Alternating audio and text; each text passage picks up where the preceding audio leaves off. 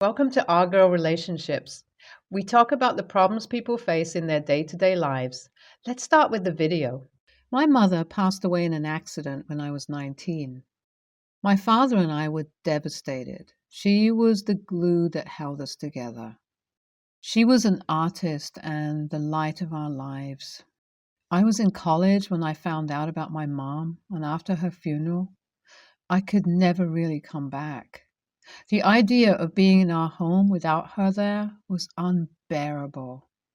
I worked on internships and projects during all my breaks and spent my holidays with my friends. I was barely in contact with my dad, calling or texting once or twice every few months at max. 4 years after my mom's passing, my father called me one day and said that he was getting married again. He wanted me to be there at the wedding, but I told him that I was genuinely happy for him, but couldn't be there. He said he understood and tried to assure me that no one could ever take Mom's place. We shared a moment of love for my mom, and I wished him all the best for his new life. I didn't know much about my stepmom. I only saw her in a picture that my dad sent of the two of them. She looked young, college student young. Dad was around 48 at the time of their wedding, and I remember being a little creeped out by that. I guess I've always felt a little guilty about distancing myself from him, but the memory of my beautiful mother and her sudden death is just too painful. If I knew back then what was going to happen, I'd have kept him so close to me. But we'll get to that in a bit. Anyway, years go by. My dad and I still remained in contact through the occasional phone call or text. I only visited him and my stepmom once after their wedding when I was in town for some work-related thing. I can't remember right now. I think it was around 3 years after the wedding when I got a great job offer in Australia. The pay was great, and it was not like I had any commitments back home, so I decided to take it up. I called my dad to let him know, and we met one last time. I wish I had spoken to him longer than I did that day because that was the last time I ever saw him. But I was excited about his new life, and he was genuinely happy with my stepmother, so I did not think much of it and parted ways. Flash forward, I moved to Australia. Quite the adjustment period, but eventually I settled down quite well. I was 27 at the time. I stayed in Australia for around 15 years before deciding that I want to be back in the States. My dad and I were barely in contact during my time in Australia. We texted each other once in a while, and that was it. 12 years into my stay in Australia, my father passed away due to COVID complications. Lockdowns were in place during that time, and I couldn't make it to the funeral. It absolutely broke my heart. I regret not spending time with him or being closer to him, but life works in unexpected ways. I recently came back to the States and settled in Seattle. I decided to visit my dad's home and pay my respects at his grave once I had settled in a little. I also thought it would be a nice little surprise for my stepmother. We had talked on the phone when Dad passed away, but after that, we hadn't spoken at all. I rang the doorbell, not knowing what to expect. I didn't think she would recognize me because she had seen me only once apart from pictures. And I'm not on social media either, so she must not have known how I look now. When she opened the door, even I barely recognized her. From her expression, I could tell that she didn't recognize me either. I said hello, introduced myself, said I hoped she was doing well, and apologized for showing up without warning, asked if Dad was in. She looked like she had seen a ghost. After staring blankly at me for a bit, she asked who I really was. I laughed and said I'm her stepson and I'm finally back from Australia. More intense staring, and she asked if this was some sort of sick joke. I was just confused at that point and asked her what she meant. She said her stepson had returned already and was living in Seattle, and she didn't know who I was. She told me not to harass her with twisted practical jokes and asked me to leave before she calls the police. I thought she had lost her mind. I asked if she was playing some sort of joke. I told her to stop joking around. She lost it and said that I should stop disrespecting her and slammed the door on my face. I am just utterly confused. Has she lost her mind? I had planned on maybe seeing my dad's old office and then visiting his grave and leaving the next day. But now I'm questioning everything. I was not in touch with anyone in my extended family. All my friends in the US are in Michigan, where I went to college and worked. They didn't know about anything in my hometown, so I don't know whom to reach out to. At this point, I have decided to visit the town bar. My dad was never a big drinker, but he often used to go there to meet his old pals. Maybe that can give me some insights.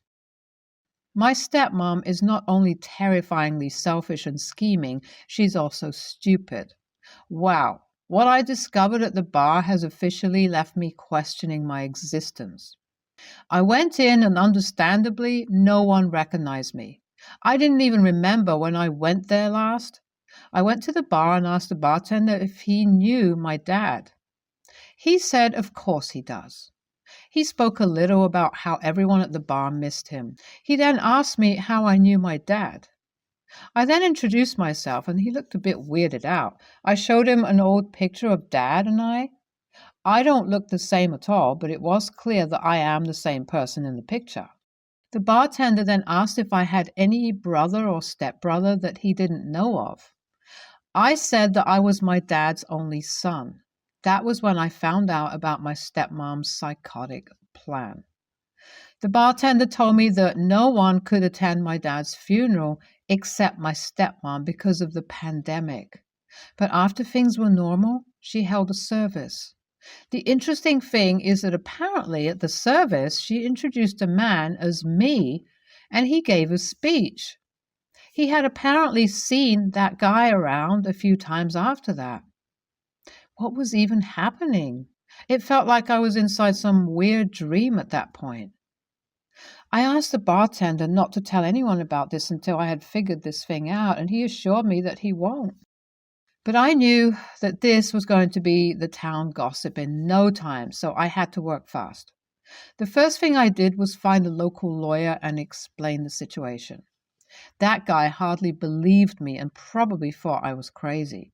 I pulled up some documents that proved my identity beyond any doubt and told him this was urgent.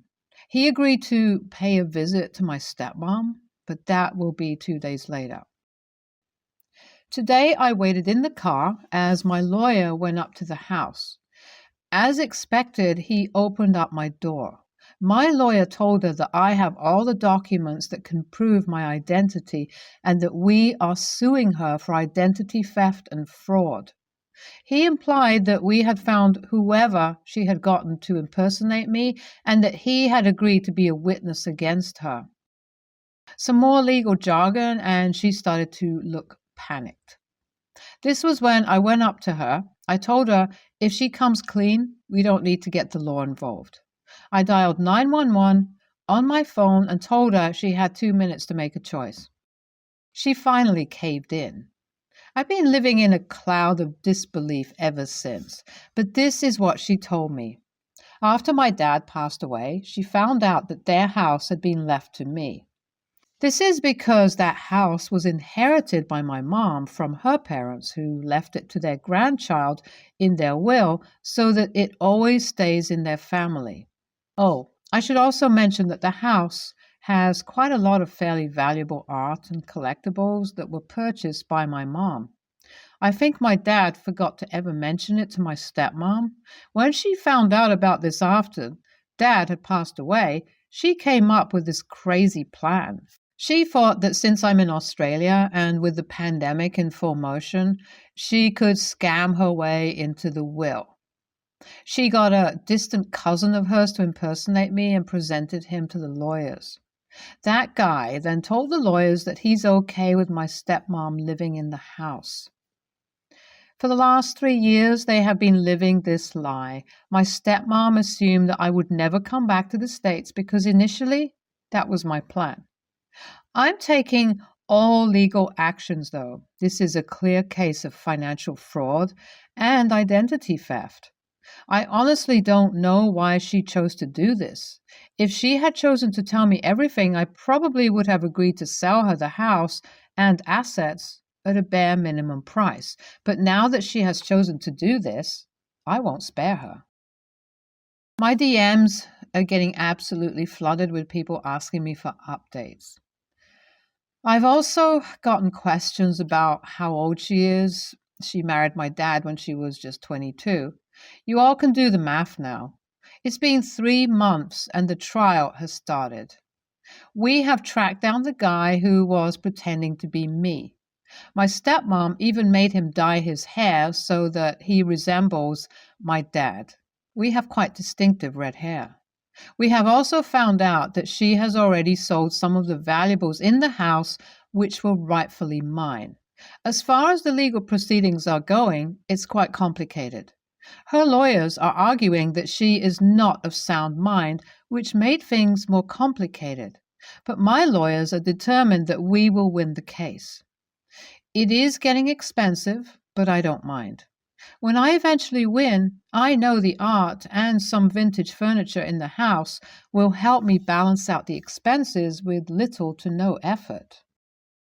OP, may I suggest that your stepmom may actually be crazy? How else can you justify all the things she has done? Either way, I'm so glad you found out about her plot before she got rid of all the things your mom collected.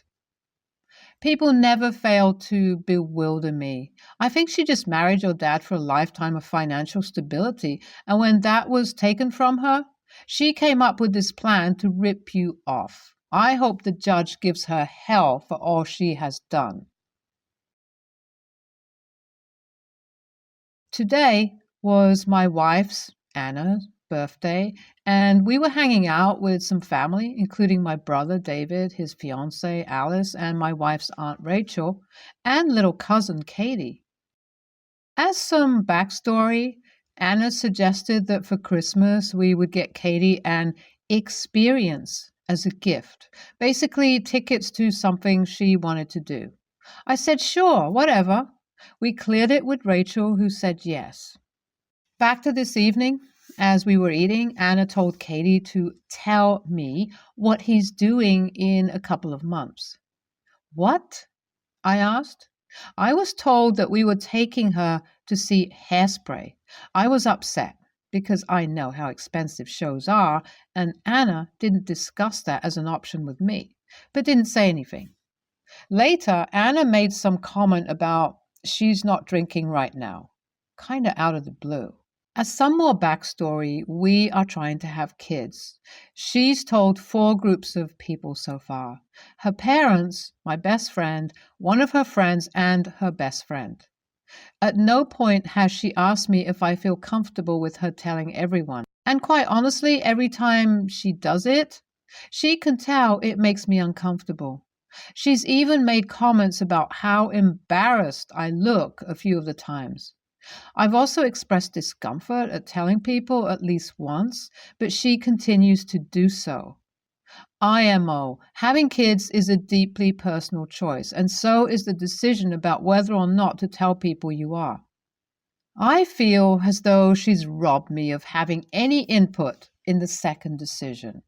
So when she made that comment in front of my family, I was upset about this too, because I know she wanted them to ask why, so she could tell them. Luckily for me, David and Alice were oblivious. Another thing was that after Katie and Rachel left, she made a comment about how she was going to use Katie to drag me to more musicals.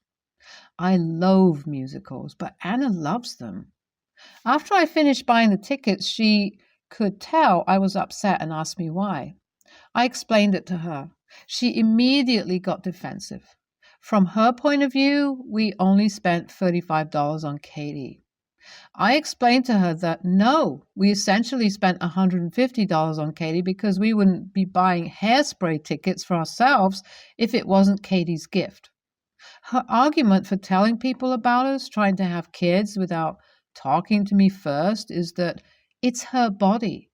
Sure, that's true, but that doesn't take away from the fact that having kids and telling people you are trying are both deeply personal decisions, and she didn't factor my comfort level into the decision to broadcast it. It feels like an abject lack of respect for my wishes. She claimed I was an a-hole and that I ruined her night. The problem is neither of you communicate well with each other. For the niece's gift, she suggested an experience gift, and you blew it off by saying, sure, whatever. Sounds to me like you didn't care. You should have said, sure, do you have any ideas? I'd like to keep the cost under X amount of dollars. She should have told you when she decided on the musical so you could discuss it. For the baby issue, I get that you feel a way about it. Your wife also feels a way about it, and right or wrong, women usually bear the brunt of fertility issues. She probably needs support from family and friends, but she should take your feelings into account since you're uncomfortable with it. A good compromise would be she shares with her closest relatives and best friend, but no one else. I'm going to say ESH since you both need to work on communication. YTA, she gets to tell people if you guys are trying for kids, and so do you. If you don't want to talk with others about it, great, but your lives aren't lived in a vacuum. She has other people she'll want to talk about this with and should be able to talk about it with. Also, with her comment about not drinking, you assumed her intention and let your assumption sour your mood, not anything she actually did. You also agreed to buying your niece an experience. She should have talked to you about it. But IMO, $150 for something your wife and niece will enjoy and have fond memory of for years to come, isn't that steep of a price to pay. And if she loves musicals, for the love of God, go see some musicals with her. Just like how you want her to take an interest and support things you like. My fiance, 26 male, and myself, 26 female, just had our baby 9 months ago. We are still adjusting to new parents' life and being newly engaged. My fiance's father, in the 7 years I've known him, has always treated my fiance as a ATM. Even though we are not financially stable enough to lend money, we somehow always end up assisting him.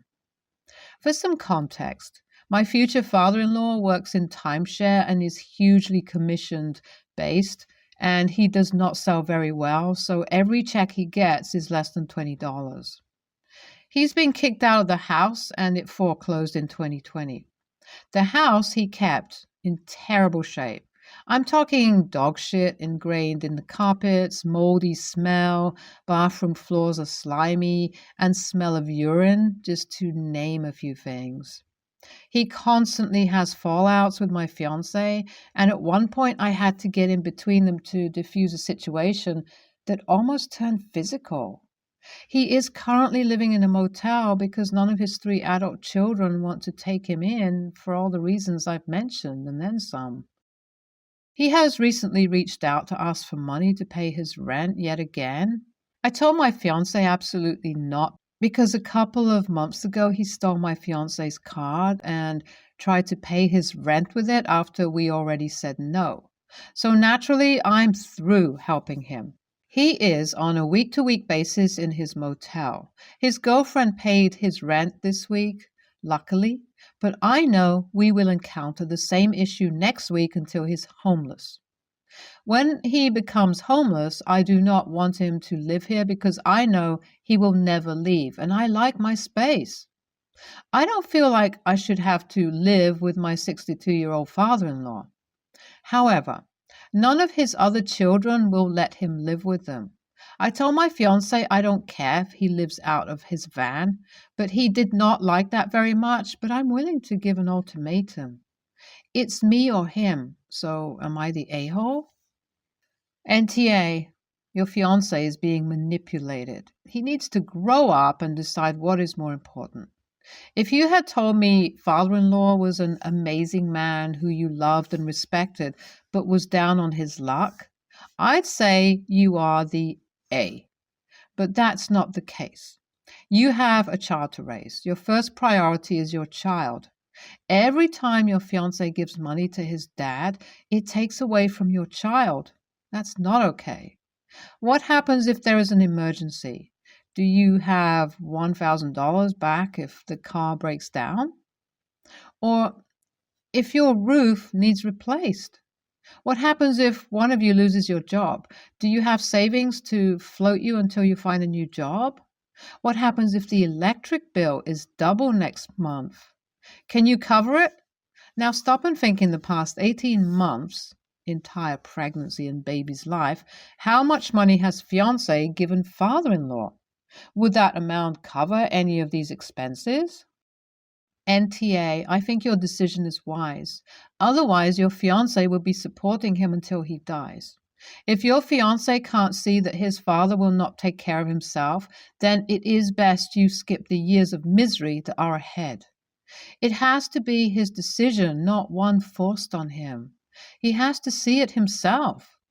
Otherwise, he will blame you for everything that happens to his father. Tell him to go live with his father in the motel. Maybe this will open up his eyes that adults don't keep jobs that pay $20 a pay period. NTA. I know people who have relatives move in and they won't leave. They stay with family and go on vacations, go to the bars, save nothing to move out on their own because they are comfortable. Sponging on relatives is easier than making it on your own. It sounds like your father-in-law needs a career change. Minimum wage has gone up, so he could make a lot more doing a min wage job. I would rather give someone money than have someone move in. My home is a sanctuary where I can relax and be at peace. I can run around in a nightshirt or a towel. Having someone else here would change that. It changes the atmosphere in your home.